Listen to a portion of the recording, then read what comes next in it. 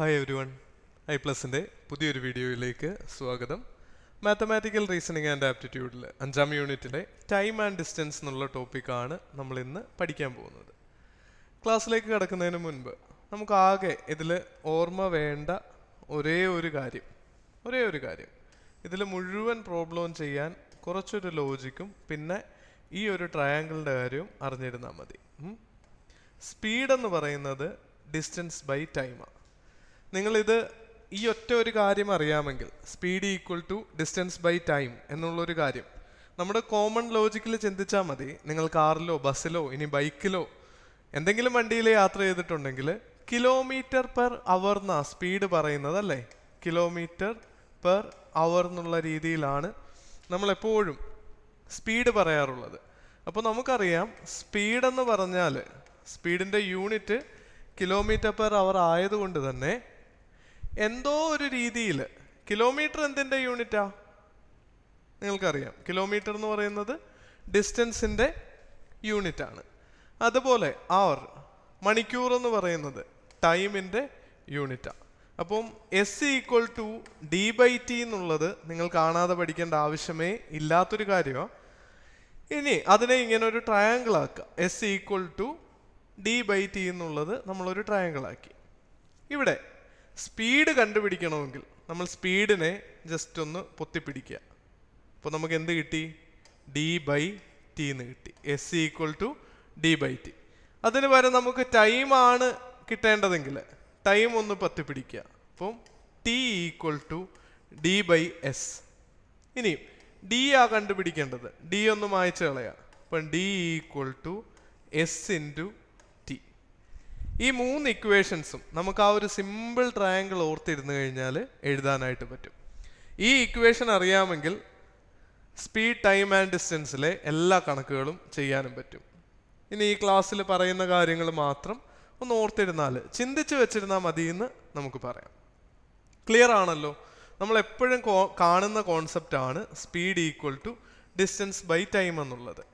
ഇവിടെ നിങ്ങൾക്ക് കാണാൻ പറ്റും ഡിസ്റ്റൻസ് എന്ന് പറയുന്നത് space between 2 objects or 2 points. അതിനെയാണ് നമ്മൾ എന്ത് വിളിക്കുന്നത്? ഡിസ്റ്റൻസ് എന്ന് വിളിക്കുന്നത്.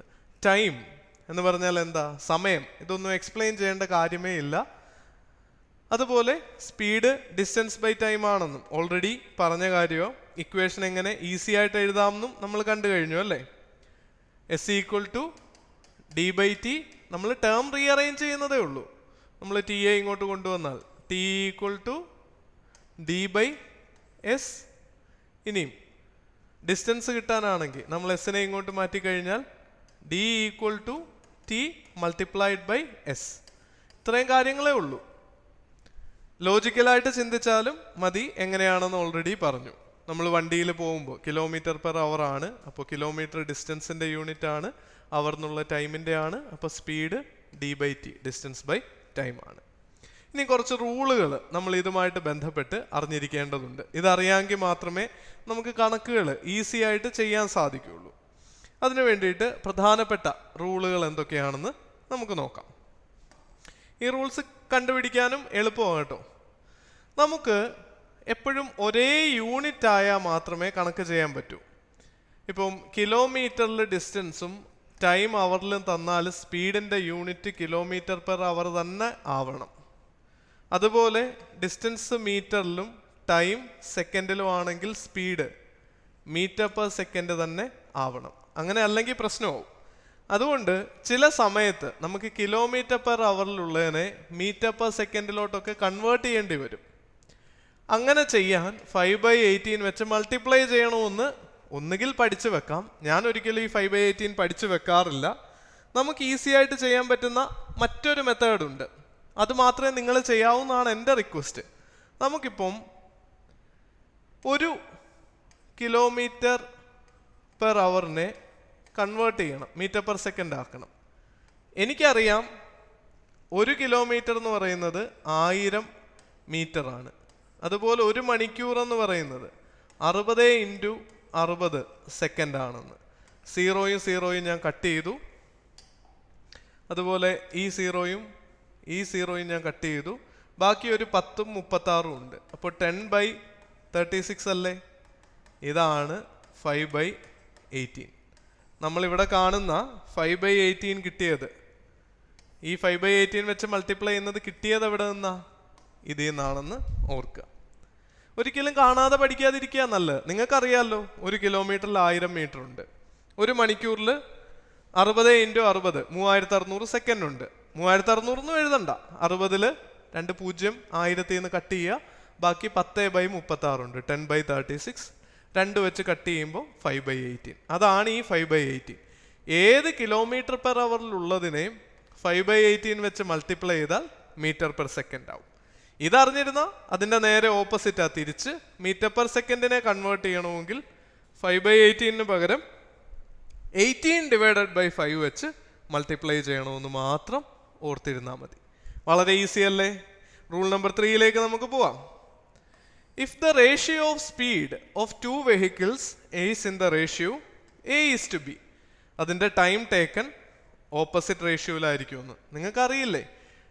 A:B ആണ് സ്പീഡ്, വെഹിക്കിൾ ആവണമെന്നില്ല, എന്ത് ഒബ്ജക്റ്റും. അപ്പോൾ അവയുടെ ടൈം ടേക്കൺ നേരെ ഇൻവേഴ്സ് റേഷ്യോയിലായിരിക്കും.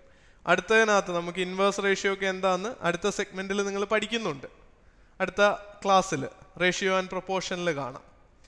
ചുരുക്കി പറഞ്ഞാൽ ഇത്രയേ ഉള്ളൂ. 10 കിലോമീറ്റർ ദൂരം 10 കിലോമീറ്റർ പെർ അവറിൽ പോവാണ്, 10 കിലോമീറ്റർ പെർ അവറിൽ പോയി കഴിഞ്ഞാൽ 1 മണിക്കൂർ മതി. ഇനി സ്പീഡ് പകുതിയായെന്ന് വെച്ചോ, 5 കിലോമീറ്റർ പെർ അവർ ആയെങ്കിൽ ടൈം എന്താവും? ഡബിൾ ആവും, 2 മണിക്കൂറാവും. ഇതാണ് ഇവിടെ പറയുന്നത്. സ്പീഡ് 2:3, ആദ്യം 2 ആയിരുന്നു, അത് 3 ആയി. അങ്ങനെയാണെങ്കിൽ ടൈം എന്താവും? ആദ്യം 3 വേണ്ടിയിരുന്നത് 2 ആയിട്ട് കുറയും. സ്പീഡ് കൂടുമ്പോൾ ടൈം കുറയും. സിമ്പിളായിട്ടുള്ള കാര്യമല്ലേ? എപ്പോഴും പ്രാക്ടിക്കൽ ലൈഫുമായിട്ട് ലിങ്ക് ചെയ്യാവുന്ന കാര്യങ്ങൾ പ്രാക്ടിക്കൽ ലൈഫുമായിട്ട് ലിങ്ക് ചെയ്ത് തന്നെ പഠിക്കുക. അത് കാണാതെ പഠിച്ച് വെക്കാൻ നിൽക്കരുത്. കാരണം കാണാതെ പഠിക്കേണ്ട യൂണിറ്റ് 8ഉം യൂണിറ്റ് 9ഉം ഒക്കെ നിങ്ങൾക്ക് അവിടെ ഉണ്ട്. അതൊന്നും ആരും എടുത്തുകൊണ്ട് പോകത്തില്ല. അതുകൊണ്ട് പഠിക്കാൻ ലിങ്ക് ചെയ്യാൻ പറ്റുന്ന റിയൽ ലൈഫിൽ നിങ്ങൾ കാണുന്ന സാധനങ്ങൾ തനിയെ പഠിച്ചു വെക്കാനായിട്ട് ശ്രമിക്കുക. ഇനി സ്പീഡ് A:B ആണ്, ഡിസ്റ്റൻസ് സെയിം ആണ്, സെയിം എമൗണ്ടിൽ കവർ ചെയ്യുന്ന ഡിസ്റ്റൻസ് A:B തന്നെ ആയിരിക്കും. ഇപ്പോൾ ഒരു കാർ 50 കിലോമീറ്റർ പെർ അവറിൽ പോവാം, വേറൊരു കാർ 40 കിലോമീറ്റർ പെർ അവറിൽ പോവാം. സെയിം എമൗണ്ട് ഓഫ് ടൈം എന്നുള്ളത് ഇവിടെ പ്രത്യേകം ഓർത്തിരിക്കുക. സെയിം എമൗണ്ട് ഓഫ് ടൈം ആണെങ്കിൽ, അങ്ങനെയാണെങ്കിൽ മാത്രം distance covered will be in the ratio A:B. ഇതൊന്നും പഠിക്കണ്ട. ഇത് 1 മണിക്കൂറിൽ ഈ സ്പീഡിലാണ് പോകുന്നതെങ്കിൽ ഒന്നാമത്തെ കാർ 50 കിലോമീറ്റർ പോവും, രണ്ടാമത്തെ കാർ 40 കിലോമീറ്റർ പോവും. 2 മണിക്കൂർ ഇതേ സ്പീഡിൽ പോയാൽ ഒന്നാമത്തെ കാർ 100 കിലോമീറ്റർ പോവും, രണ്ടാമത്തെ കാർ 80 കിലോമീറ്റർ പോവും. സിംപ്ലിഫൈ ചെയ്യുമ്പോൾ നമുക്ക് അതേ റേഷ്യോ തന്നെ കിട്ടും, 50/50:40. വീണ്ടും സിംപ്ലിഫൈ ചെയ്താൽ ഇത് 5:4 ആണ് സ്പീഡിൻ്റെ റേഷ്യോ. ഡിസ്റ്റൻസ് ട്രാവൽഡും 5:4, സെയിം റേഷ്യോ തന്നെ ആയിരിക്കും. ഇനി നമ്മൾ ഓരോ കാര്യങ്ങൾ, അതിൻ്റെ ഒരു ഉദാഹരണം ഇവിടെ ജസ്റ്റ് പറഞ്ഞിട്ടുണ്ട്, നിങ്ങൾക്ക് വായിക്കാം. അതുപോലെ A twice as fast as B, simple റൂളാ. എയുടെ സ്പീഡ് ഇരട്ടി ആണെങ്കിൽ ഡിസ്റ്റൻസ് കവർ ചെയ്തത് 2:1 ആയിരിക്കും. ഇതേ റൂളിൻ്റെ ആപ്ലിക്കേഷനാണിത്. A 100 കിലോമീറ്റർ സ്പീഡിലും B 50-ലും ആണ് പോകുന്നതെങ്കിൽ അവയുടെ സ്പീഡിൻ്റെ റേഷ്യോ 100:50 ആയിരിക്കും. അതായത് 2:1 ആയിരിക്കും. അതേ റേഷ്യോ തന്നെ ആയിരിക്കും ഡിസ്റ്റൻസ് കവേർഡിൻ്റെ എന്ന്. മുകളിൽ പറഞ്ഞ അതേ കാര്യം ഒന്നുകൂടി പറഞ്ഞേക്കുന്നു. അതിനൊരു ഉദാഹരണവും നൽകിയിട്ടുണ്ട്. A is twice as fast as B and each given 1 hour time. If A covers 20 kilometer of the distance in 1 hour, B will cover only 10 kilometer of distance in an hour. ഇരട്ടി സ്പീഡാണെങ്കിൽ അങ്ങനെ ആയിരിക്കും. ഇതൊക്കെ ഒരു no brainer ആയിട്ടുള്ള കാര്യങ്ങളാണ്. പക്ഷേ എല്ലാവർക്കും ഏറ്റവും പരമാവധി സ്കോർ ചെയ്യാൻ വേണ്ടിയിട്ട് ഡീറ്റെയിൽഡ് ആയിട്ട് പോസിബിളായി ചോദിച്ച കാര്യങ്ങളെല്ലാം നമ്മളിതിനകത്ത് ഉൾപ്പെടുത്തിയിരിക്കുകയാണ്.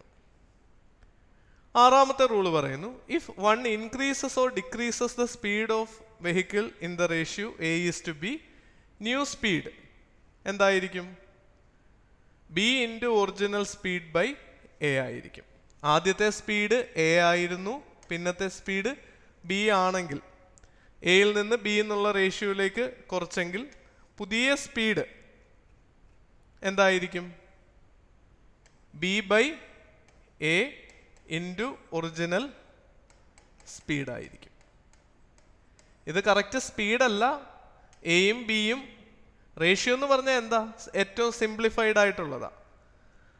ആദ്യത്തെ സ്പീഡ് 50 ആയിരുന്നു, പിന്നീട് അത് 100 ആക്കി. പക്ഷേ റേഷ്യോയിൽ പറയുമ്പോൾ എന്തായിരിക്കും? ഇത് 1:2 എന്നായിരിക്കും. അങ്ങനെ ആണെങ്കിൽ പുതിയ സ്പീഡ് കണ്ടെത്താൻ എന്ത് ചെയ്യണമെന്നാണ് പറഞ്ഞേക്കുന്നത്? B by A 2/1 into original speed, അതായത് 50 ഇട്ട് കൊടുത്താൽ നമുക്ക് എന്ത് കിട്ടി? 100 കിട്ടി. ശരിയാവുന്നുണ്ടോ നമ്മൾ നോക്കിയില്ലേ? ഡേവിഡിന്റെ ഉദാഹരണം ഇവിടെ നൽകിയിട്ടുണ്ട്. 56 കിലോമീറ്റർ ആയിരുന്നു, സ്പീഡ് 7:6 റേഷ്യോയിൽ കുറച്ചു. അപ്പോൾ ബി ആണ് 6, എ ആണ് 7. അപ്പോൾ 6/7 വെച്ച് നമ്മൾ 56നെ മൾട്ടിപ്ലൈ ചെയ്തപ്പോൾ 48 കിട്ടിയെന്നുള്ള കാര്യവും ഓർത്തിരിക്കുക. ആവറേജ് സ്പീഡാണ് വളരെ ഇമ്പോർട്ടൻ്റ് ആയിട്ടുള്ള ഒരു പാരാമീറ്റർ. സ്ഥിരമായിട്ട് ചോദ്യങ്ങൾ വരുന്ന മേഖലയാണെന്ന് നിങ്ങൾ ഓർത്തിരിക്കുക. ആവറേജ് സ്പീഡിനെ പറ്റി കഴിഞ്ഞ എക്സാമിനും 2020 കഴിഞ്ഞ എക്സാമിന് പോലും ചോദ്യങ്ങൾ പല ഷിഫ്റ്റിലായിട്ട് പല ചോദ്യങ്ങളുണ്ടായിരുന്നു. ആവറേജ് സ്പീഡ് നിങ്ങൾ ഒന്നും ചിന്തിക്കേണ്ട ആവശ്യമില്ല. Total distance by total time. നമ്മൾ സ്പീഡ് കാണുന്നത് എങ്ങനെയാണ്? ഡിസ്റ്റൻസ് ബൈ ടൈം അല്ലേ? ആവറേജ് ആവുമ്പോൾ മൊത്തത്തിൽ എത്ര ദൂരം സഞ്ചരിച്ചു divided by time taken. 120 kilometre 2 മണിക്കൂർ കൊണ്ട് സഞ്ചരിച്ചു, 180 കിലോമീറ്റർ 4 മണിക്കൂർ കൊണ്ട് സഞ്ചരിച്ചു. 120 2 മണിക്കൂർ, 180 4. ടോട്ടൽ ഡിസ്റ്റൻസ് എത്രയാ? 12 18 30, 300 കിലോമീറ്റർ. ടോട്ടൽ ടൈം എത്രയാ? 6 hours. അപ്പോൾ ആവറേജ് എത്രയാ? 300/6. 30നെ 6 വെച്ച് കട്ട് ചെയ്താൽ 6 5 30, 0 ഇട്ട് കൊടുക്കുക. 50 കിലോമീറ്റർ പെർ അവർ എന്നുള്ള ഉത്തരം കിട്ടും. ഇനി ഇങ്ങനെ ട്രാവൽ ചെയ്യുമ്പോൾ ടൈം ട്രാവൽഡ് സെയിം ആണെങ്കിൽ പ്രത്യേകം ഓർക്കുക, ഒരേ സമയം കൊണ്ടാണ് ഈ 2 ദൂരവും സഞ്ചരിച്ചതെന്ന് കരുതുക. പിടികിട്ടിയോ? ഡിഫറൻറ്റ് സ്പീഡിലായിരിക്കും പോകുന്നത്, പക്ഷെ സെയിം ടൈം സ്പാനിലാണ് പോകുന്നതെങ്കിൽ നമുക്ക് ആവറേജ് സ്പീഡ് എങ്ങനെ കണ്ടുപിടിക്കാം? A motorist travel 1 hour at an average speed of 45 km/h and next hour at an average speed of 65 km/h. Then what is her average speed? 2 time പീരീഡും same ആയതുകൊണ്ട് നമുക്ക് എന്ത് ചെയ്യാം? 2 വെച്ച് ഡിവൈഡ് ചെയ്യാം. 45 ആദ്യത്തെ മണിക്കൂർ പോയി, 65 രണ്ടാമത്തെ മണിക്കൂർ പോയി, നേരെ ഡിവൈഡഡ് ബൈ 2 ചെയ്യുക, 55 km/h എന്നുള്ളത് നമുക്ക് കിട്ടി. പിടികിട്ടിയോ? ഇനി ഇവർ 2 മണിക്കൂറാണ് സഞ്ചരിച്ചതെങ്കിലും നമുക്ക് ഡിവൈഡഡ് ബൈ 2 എടുക്കാം. പക്ഷെ അപ്പോൾ 2 മണിക്കൂർ 45 km/h പോയി കഴിഞ്ഞാൽ 90, ഇത് 130 ആവും. ആവറേജ് സ്പീഡ് നമുക്ക് ടോട്ടൽ ടൈം ഡ്യൂറേഷൻ, ഇത് സ്പീഡാണ് എപ്പോഴും എടുക്കേണ്ടത്. ഡിസ്റ്റൻസ് ട്രാവൽഡ് ആണെങ്കിൽ നമ്മൾ 4 hour എന്നുള്ളത് എടുക്കണം എന്നുള്ളതും ഓർക്കുക. 45 മണിക്കൂറിൽ 3 മണിക്കൂർ യാത്ര ചെയ്തു, അല്ലെ 2 മണിക്കൂർ യാത്ര ചെയ്തു, അല്ലെ 10 മണിക്കൂർ യാത്ര ചെയ്തു. 65 മണിക്കൂറിലും അതേ ടൈം പീരീഡ് തന്നെ യാത്ര ചെയ്യണം. ഇവിടെ 2 hour ആണെങ്കിൽ 65ലും 2 hour തന്നെ, 45ൽ 3 hour ആണെങ്കിൽ 65ലും 3 hour തന്നെ. അങ്ങനെയാണെങ്കിൽ ആവറേജ് കണ്ടുപിടിക്കാൻ ഡിവൈഡഡ് ബൈ 2 ചെയ്താൽ മതിയെന്ന് ഓർക്കുക. 2 മണിക്കൂർ വീതം സഞ്ചരിച്ച ഈ കേസിൽ ഡിവൈഡഡ് ബൈ 4 ചെയ്യുവാണെങ്കിൽ നമുക്ക് വീണ്ടും 55 തന്നെ കിട്ടും. നിങ്ങളിതൊന്ന് ചെയ്തു നോക്കിക്കോ. ക്ലിയർ അല്ലേ? 220/4 കിട്ടും, 110, 110ന്റെ പകുതി 55 തന്നെ കിട്ടും. ഇവിടെയും 55 തന്നെ ആയിരിക്കും കിട്ടുക എന്ന് ഓർക്കുക. ഇനിയാണ് ഇതിലുള്ള ട്വിസ്റ്റ്. അതിൻ്റെ ഉത്തരം ഇവിടെ നൽകിയിട്ടുണ്ട്. Average speed when distance travelled is same. ഈ ഒരു ഐഡിയ എപ്പോഴും നിങ്ങൾ ഓർത്തു വെച്ചോണം. വളരെ എളുപ്പമുള്ളൊരു കാര്യമാണ്, പക്ഷേ ഇടയ്ക്കിടയ്ക്ക് ചോദ്യങ്ങൾ വരുന്നതാണ്. ഡിസ്റ്റൻസ് പറയില്ല. ഒരാൾ വീട്ടിൽ പോയി തിരിച്ചു വന്നു, വീണ്ടും ഓഫീസിൽ പോയി വീട്ടിൽ വന്നു എന്നൊക്കെ പറഞ്ഞിട്ട് പറയും. ഡിസ്റ്റൻസ് സെയിം ആണെങ്കിൽ നമുക്കൊരു സിമ്പിൾ ഇക്വേഷൻ കിട്ടും. അത് അടുത്ത സ്ലൈഡിൽ കാണിക്കാം. ഈ ഒരു ഐഡിയ ബേസ് ചെയ്തിട്ടാണ് ഇവിടെ പറയുന്നത്. നോക്ക്, on my way from the office to home, ഓഫീസിൽ നിന്ന് വീട്ടിലേക്ക് 30 km/h പോയി. റിട്ടേൺ ജേണിയിലോ 45 km/h വന്നു. നമുക്ക് എപ്പോഴും ചോദ്യങ്ങൾ എന്താ വരിക? S=d/t. ഇതിൽ ഏതെങ്കിലും ഒരു പാരാമീറ്റർ തരില്ല, ബാക്കി രണ്ടെണ്ണം തരും. തന്നിട്ടില്ലാത്തത് കണ്ടുപിടിക്കുക. ഈക്വൽ ഡിസ്റ്റൻസ് ആകുമ്പോൾ ഉള്ള പ്രശ്നം, രണ്ട് സംഭവങ്ങൾ തന്നിട്ടുണ്ടാവില്ല. ഇവിടെ ഡിസ്റ്റൻസ് എത്രയാണെന്ന് നമുക്ക് അറിയില്ല. ആകെ അറിയുന്നത് എന്താ? സ്പീഡ് മാത്രമാണ്. സ്പീഡ് മാത്രം നമുക്ക് തന്നിട്ടുണ്ട്. ആവറേജ് സ്പീഡ് ചോദിച്ചേക്കുക. നമുക്ക് ആവറേജ് സ്പീഡ് വേണമെങ്കിൽ എന്തൊക്കെ വേണം? ഡിസ്റ്റൻസ് ട്രാവൽഡും വേണം, ടൈമും വേണം. രണ്ടും നമുക്ക് തന്നിട്ടില്ല. അപ്പോൾ നമ്മൾ ഇത്തരം കേസിൽ, ഈ സിനാരിയോയിൽ എന്ത് ചെയ്യാൻ പറ്റും? ഇതിനൊരു ലോങ്ങർ മെത്തേഡ് ഉണ്ട്. അതാണ് ആദ്യം ഇവിടെ കാണിച്ചിരിക്കുന്നത്. അതുപോലെ ഒരു ഷോർട്ട് കട്ടും ഉണ്ട്. ഇതിൻ്റെ ഷോർട്ട് കട്ട് നിങ്ങൾ പഠിച്ചിരിക്കണം. ഇവിടെ ഡിസ്റ്റൻസ് എക്സ് ആണെന്ന് എടുത്തു. അങ്ങനെയാണെങ്കിൽ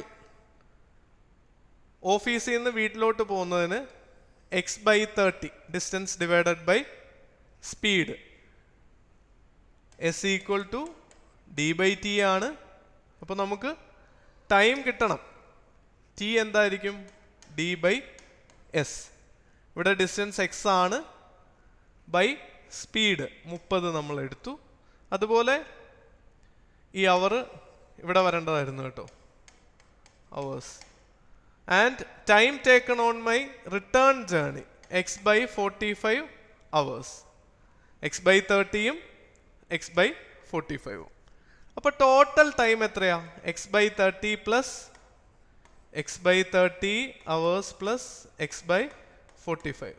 നമുക്കിത് കൂട്ടണമെങ്കിൽ എന്ത് വേണം?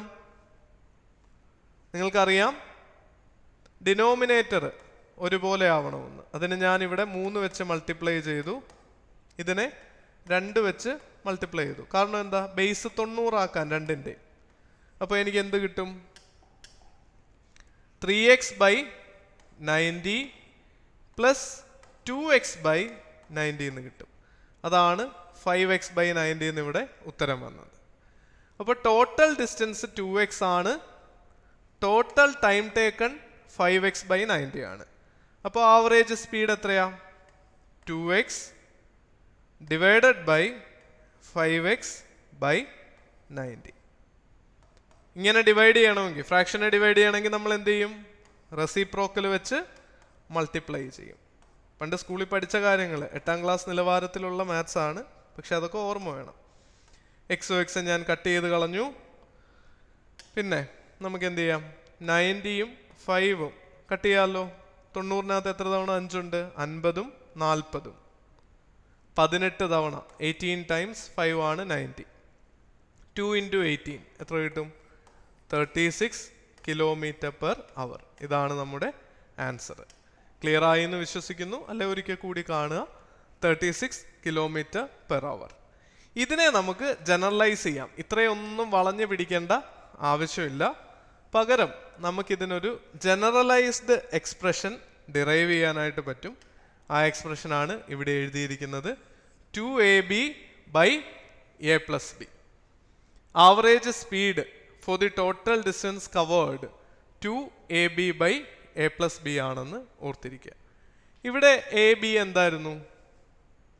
2 × 30 km/h പോയി, പിന്നീട് 45ലും പോയി. ഡിസ്റ്റൻസ് തുല്യമാണെങ്കിൽ മാത്രമേ ഇത് പറ്റുള്ളൂ.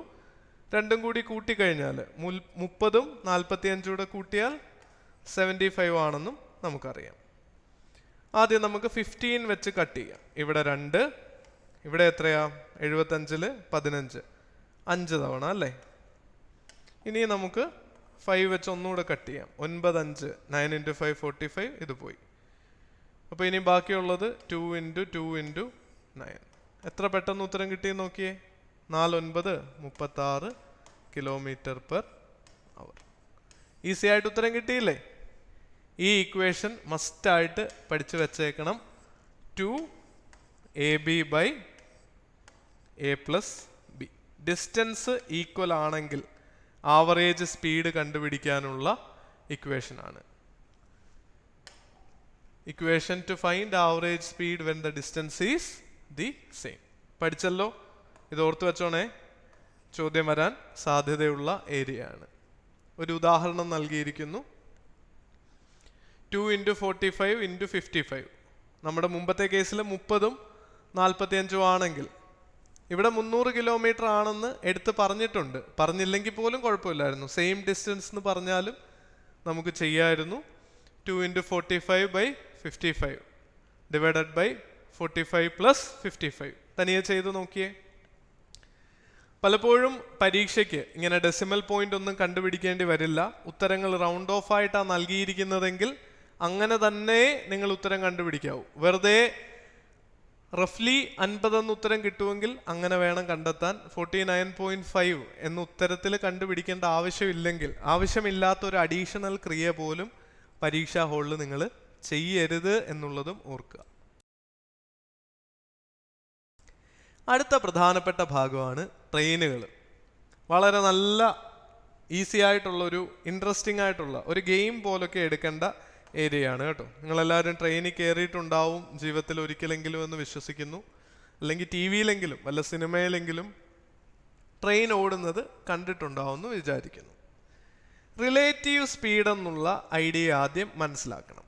നിങ്ങളൊരു കാറിൽ പോവാം. ഇതാണ് നമ്മുടെ കാർ, നല്ല കാറല്ലേ.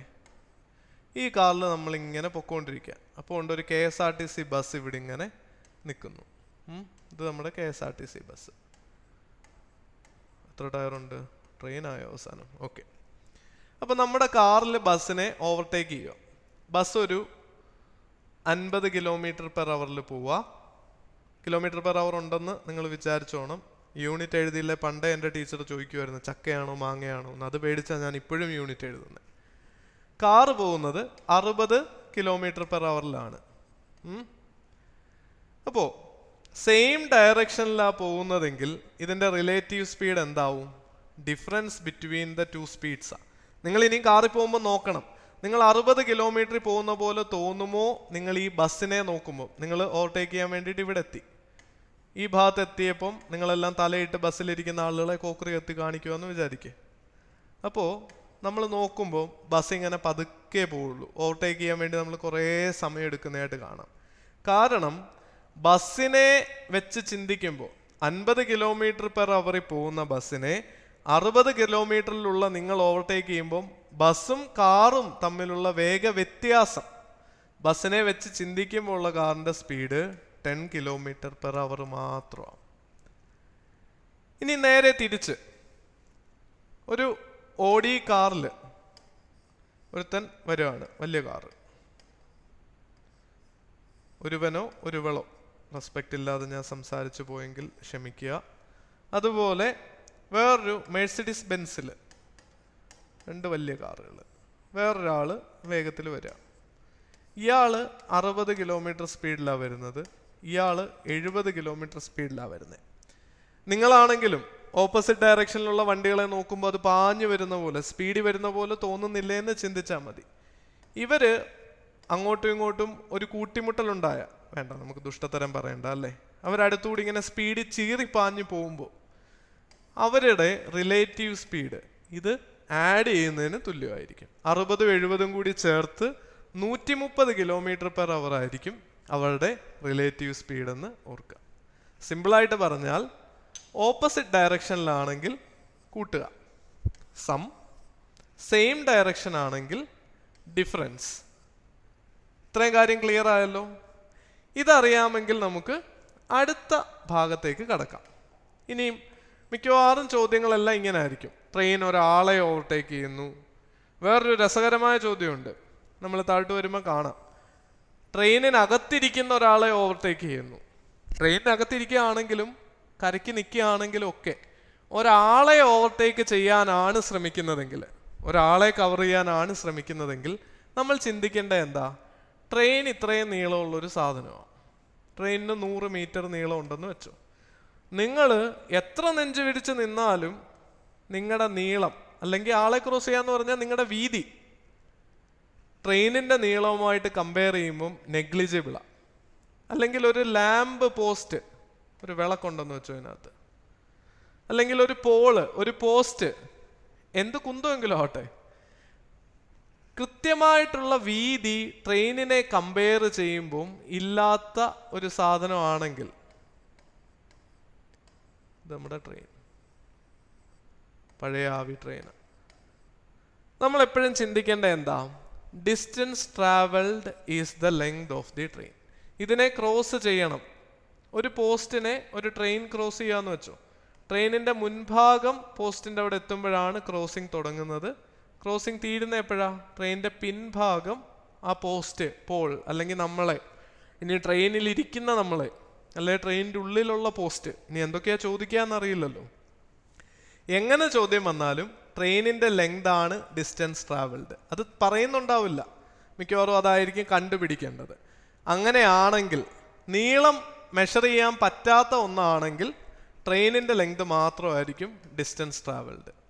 ഇനി അതിന് പകരം ട്രെയിൻ ഒരു പ്ലാറ്റ്ഫോം ക്രോസ് ചെയ്യുക, ബ്രിഡ്ജ് ക്രോസ് ചെയ്യുക, അല്ലെങ്കിൽ വേറൊരു ട്രെയിനിനെ ക്രോസ് ചെയ്യുക, എന്തിനെ ആണെങ്കിലും ക്രോസ് ചെയ്യുമ്പോൾ നമ്മുടെ ഡിസ്റ്റൻസ് ട്രാവൽഡ് എത്ര ആയിരിക്കും?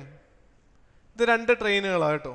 ഇത് ട്രെയിൻ എ, ഇവിടെ ഒരു പ്ലാറ്റ്ഫോം ഇരിക്കുന്നു, അല്ലെങ്കിൽ ഇവിടെ നിർത്തിയിട്ട ഒരു ട്രെയിൻ, അല്ലെങ്കിൽ ഒരു പാലം.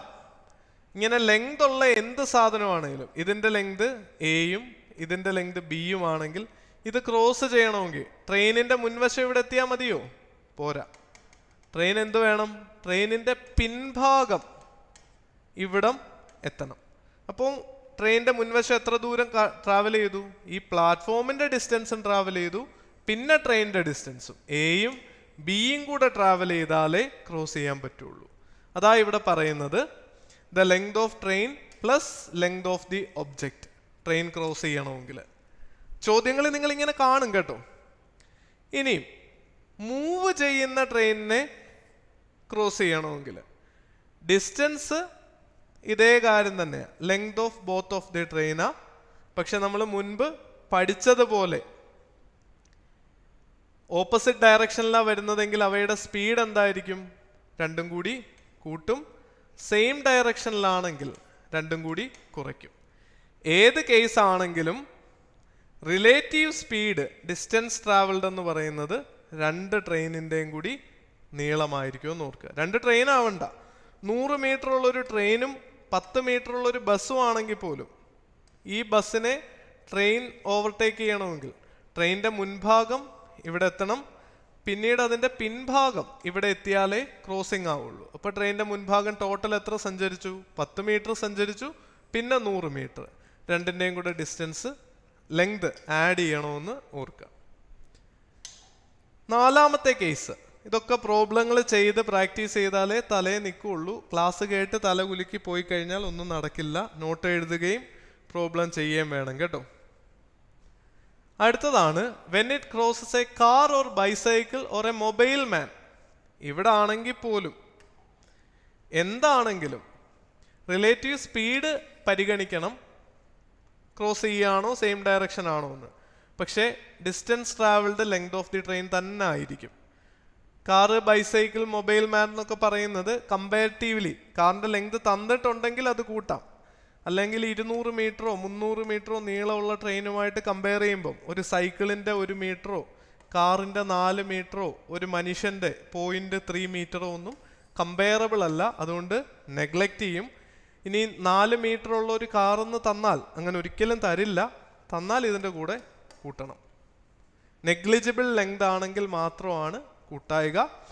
മൂവ് ചെയ്യുന്ന മനുഷ്യൻ അനക്കമുള്ളതാണെങ്കിൽ റിലേറ്റീവ് സ്പീഡ് മാറും. സെയിം ഡയറക്ഷൻ ആണെങ്കിൽ A-Bയും ഓപ്പോസിറ്റ് ഡയറക്ഷൻ ആണെങ്കിൽ A+Bയും ആണെന്ന് ഓർക്കുക. അതുപോലെ സ്പീഡ് ഒരിക്കലും നെഗറ്റീവ് ആവത്തില്ല. ഇനി ഒരു ഉദാഹരണം ഞാൻ പറയാം.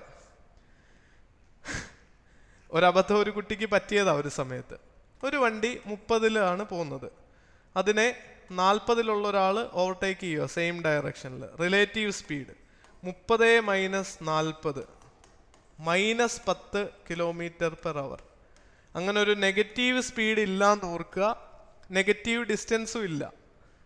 ഏറ്റവും കുറഞ്ഞ സ്പീഡ് 0, അല്ലാതെ നെഗറ്റീവ് സ്പീഡിൽ സഞ്ചരിക്കുക എന്നൊരു കോൺസെപ്റ്റ് ഇല്ല എന്ന് ഓർക്കുക. ഈ a-b എന്ന് എഴുതിയെങ്കിൽ പോലും വലുതിൽ നിന്ന് ചെറുത് കുറയ്ക്കുക. ഇനി 30-40 കുറച്ചാലും -10 എഴുതരുത്. ആർക്കെങ്കിലും അങ്ങനെ ഒരു മിസ്അണ്ടർസ്റ്റാൻഡിങ് ഉണ്ടെങ്കിൽ, നമ്മൾ ചിന്തിച്ചാൽ നമുക്കൊരിക്കലും തോന്നില്ല നെഗറ്റീവ് സ്പീഡ്, നെഗറ്റീവ് ഡിസ്റ്റൻസ് എന്നുള്ളത് നമ്മുടെ നോർമൽ ഫിസിക്സിനകത്ത് നമ്മളിപ്പോൾ പഠിക്കുന്ന കാര്യങ്ങളുടെ കൂട്ടത്തിൽ ഒരിക്കലും വരുന്നൊരു സംഭവമല്ല എന്ന് ഓർത്തിരിക്കുക. അടുത്തതാണ് ബോട്ടും സ്ട്രീമും. റെയറായിട്ടേ ഈ ചോദ്യങ്ങൾ ഇപ്പോൾ നെറ്റിന് വരാറുള്ളൂ. ഒരു പുഴ ഇങ്ങനെ ഒഴുകിപ്പോവുക ഒരു സ്പീഡിൽ, v സ്പീഡിൽ പുഴ ഒഴുകുക. അതിൽ ഞാനൊരു ബോട്ട്, എൻ്റെ ബോട്ട് ഇങ്ങനാണ്, ഞാനതിനെ ഇങ്ങനെ തുഴഞ്ഞു കൊണ്ടുപോവുക. ഇത് ഞാൻ ഒറ്റയ്ക്കിരുന്ന് തുഴയുക. u ആണ് ബോട്ടിൻ്റെ സ്പീഡ്. അതൊക്കെ ഇവിടെ എഴുതിയിട്ടുണ്ട് കേട്ടോ. സ്റ്റിൽ വാട്ടറിൽ u ആണ് ഞാൻ തുഴയുന്ന സ്പീഡ്. പക്ഷെ സ്ട്രീം എന്നെ ഒഴുക്കിക്കൊണ്ട് പോവുക v സ്പീഡിൽ. അങ്ങനെയാണെങ്കിൽ എൻ്റെ സ്പീഡ് എന്താവും? ഞാൻ അധ്വാനിക്കുന്ന uവും പുഴയുടെ സ്പീഡ്, സ്ട്രീമിൻ്റെ സ്പീഡും കൂടി കൂട്ടിയിട്ട് താഴേക്ക് ഒഴുകുന്നതിന് നമ്മൾ ഡൗൺ സ്ട്രീം എന്നാണ് പറയുന്നത്. Downstream speed, downstream. Stream പോകുന്നിടത്തോട്ട് ഞാൻ തുഴയുകയാണെങ്കിൽ താഴേക്ക് വീഴുമ്പോൾ സ്പീഡ് കൂടുതലാ, അല്ലെ ഇറക്കം ഇറങ്ങി വരുമ്പോൾ സ്പീഡ് കൂടുതലാന്ന് നിങ്ങൾ ചിന്തിച്ചാൽ മതി. അപ്പോൾ ഈ പ്ലസ് അങ്ങ് കിട്ടിക്കോളും. കയറ്റം കയറുമ്പോഴോ അപ് സ്ട്രീം, ഞാൻ ഒഴുക്കിനെതിരെയാണ് തുഴയുന്നതെങ്കിൽ നദി ഇങ്ങോട്ടേക്കാണ് ഒഴുകുന്നത് v സ്പീഡിൽ. നോർമലിൽ u സ്പീഡിൽ ഓടിക്കുന്ന തുഴയുന്ന ഞാൻ നദിക്കെതിരെ പോവാം. അപ്പോൾ എൻ്റെ സ്പീഡ് എന്താവും? യുവിൽ നിന്ന് നദിയുടെ വേഗത എത്രയാണോ അത്രയുമായിട്ട് കുറയും. ഇനിയും നദിയുടെ സ്പീഡാ കൂടുതലെങ്കിലോ മുന്നോട്ട് പോകുന്നതിന് പകരം നദി എന്നെ ഒഴുക്കിക്കൊണ്ട് പോകുമെന്ന് ഓർക്കുക.